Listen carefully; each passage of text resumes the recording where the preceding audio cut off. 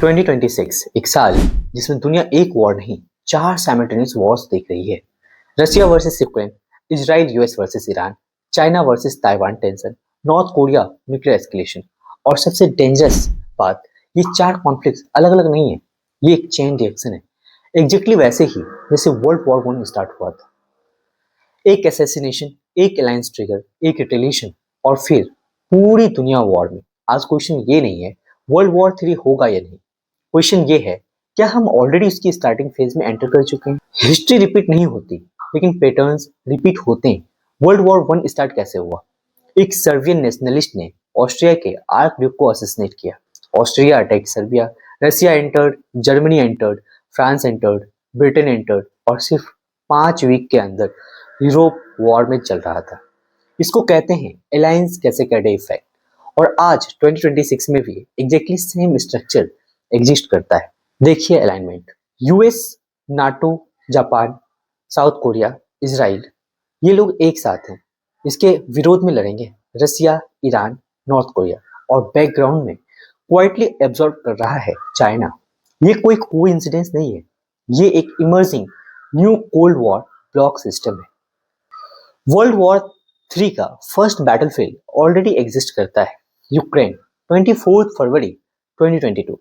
रसिया ने यूरोप का biggest invasion launch किया सिंस वर्ल्ड वॉर 2।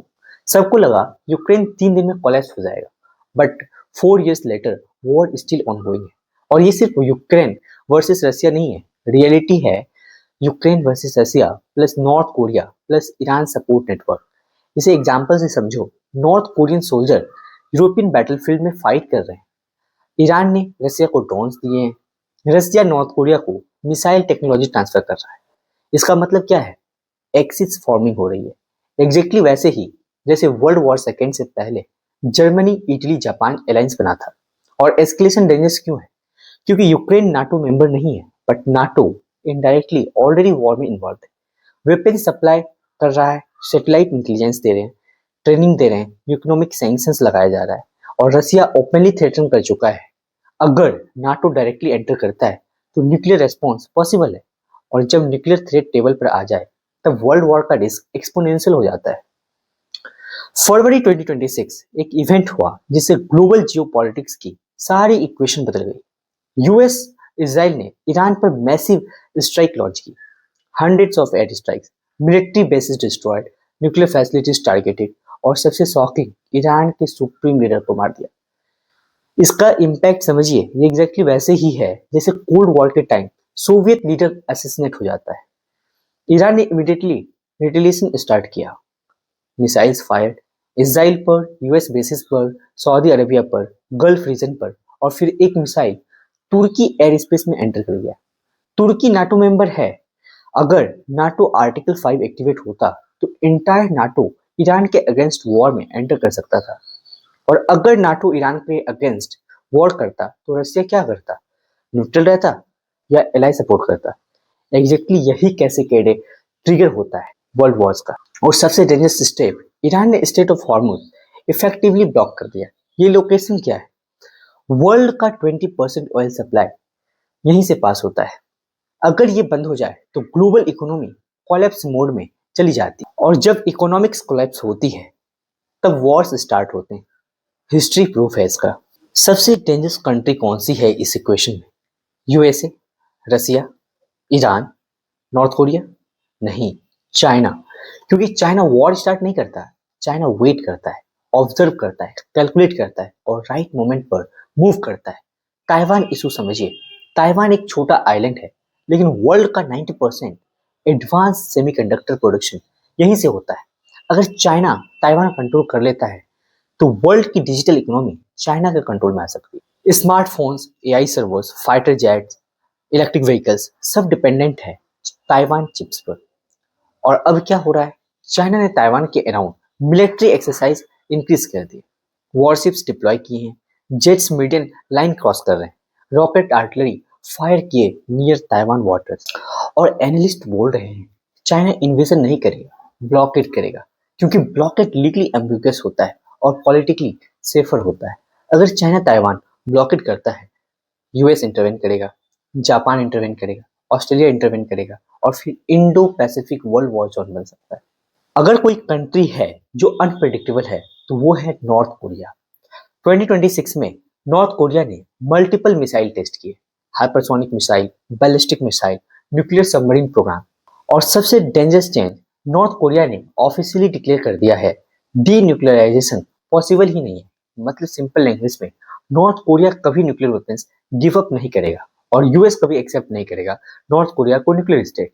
इसको बोलते हैं स्ट्रेटेजिक डेडलॉक, और डेडलॉक का रिजल्ट होता है वॉर प्रोबेबिलिटी इंक्रीज। और एक और डेंजरस डेवलपमेंट, साउथ कोरिया और जापान में न्यूक्लियर वेपन्स डेवलप करने की पब्लिक डिबेट स्टार्ट हो चुकी है। अगर ये कंट्रीज न्यूक्लियर वेपन्स बना लेते हैं तो एशिया न्यूक्लियर हॉटस्पॉट बन जाएगा। अब सबसे इंपॉर्टेंट कनेक्शन समझिए, ये वॉर सेपरेट नहीं है, कनेक्टेड है। Russia plus Iran plus North Korea already military cooperation कर रहे हैं, वेपन्स एक्सचेंज कर रहे हैं, ट्रूप्स एक्सचेंज कर रहे हैं, टेक्नोलॉजी ट्रांसफर हो रही है। चाइना डायरेक्टली इन्वॉल्व नहीं है बट इनडायरेक्टली बेनिफिट कर रहे हैं, क्योंकि जब यूएस यूक्रेन और ईरान में बिजी है तब चाइना ताइवान विंडो कैलकुलेट कर रहा है।